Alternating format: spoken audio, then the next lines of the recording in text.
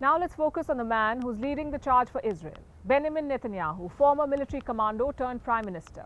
Israel's longest-serving PM, also among its most controversial ones. Netanyahu has formed a unity government with his political rival Benny Gantz. A war cabinet has been constituted. It will oversee Israel's war on Hamas. It gives Netanyahu more power and elbow room, but it's hardly the end of his troubles. This attack happened on his watch. There is no analogue for this kind of violence in Israeli history. And it's a big blow to Netanyahu's image as an uncompromising leader. Bibi, as he's widely known, is facing perhaps his biggest political test. What he does next in this war will determine not just Israel's fate, but also his own. Here's a report.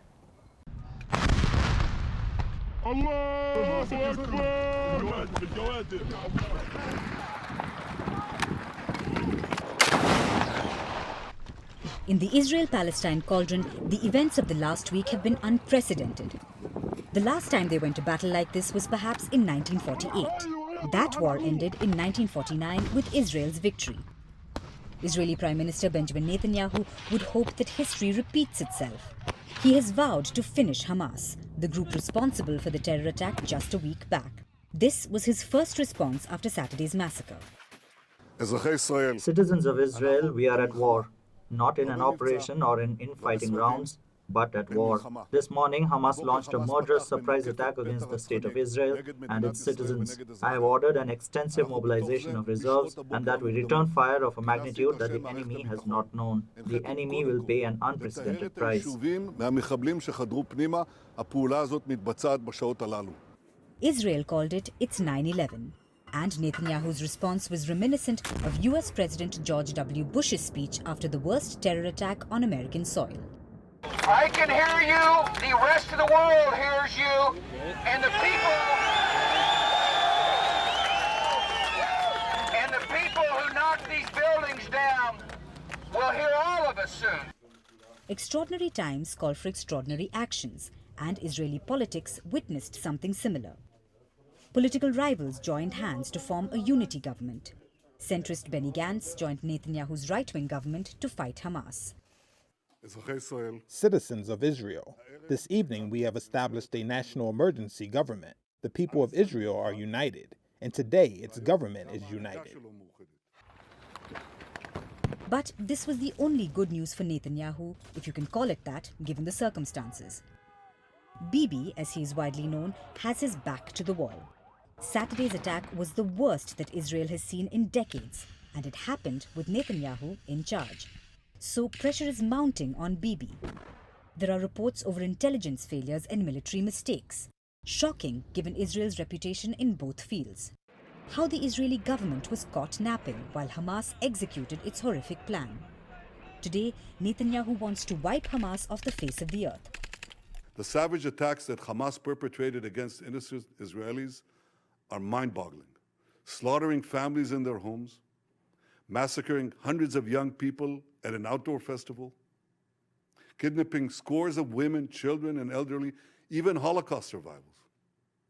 Hamas terrorists bound, burned, and executed children. They are savages. Hamas is ISIS.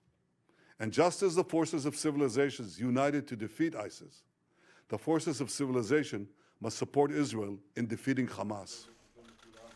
But this wasn't always his view of the group.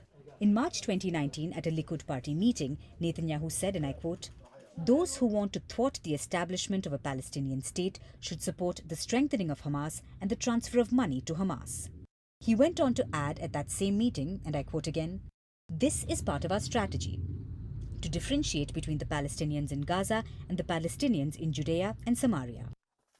Often, the best-laid plans of prime ministers and presidents go awry. But rarely do these backfire as badly as it has for Netanyahu. His strategy has been to allow Hamas some room to maneuver.